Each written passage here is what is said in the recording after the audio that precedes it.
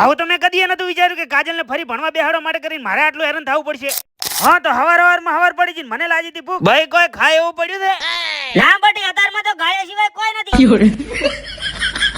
સેવ મમરાથી પેટ ના ભરાય પણ મેં ફરી લીધું.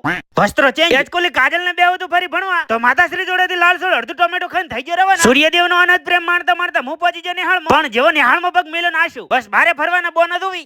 સાહેબ જોડે વાતચીત કમ્પ્લીટ ને હું એડે ઘેર મોઢા કરતા તો પગ રૂપાળા થી. સરપંચ સાહેબ કરતા હતા દઈણું પણ આહેવી ચમ.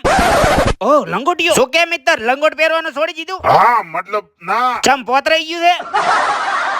બાટલો લઈને મૂન મારો લંગોટિયો થઈ ગયા રવાના. સ્માઇલ ઝેરોક્સ ની અંદર મળી જાય નિકુંજ ભાઈ. હો પેસે ફટાફટ ગણી રેડ બજારમાં ઓટો મારતા આવો.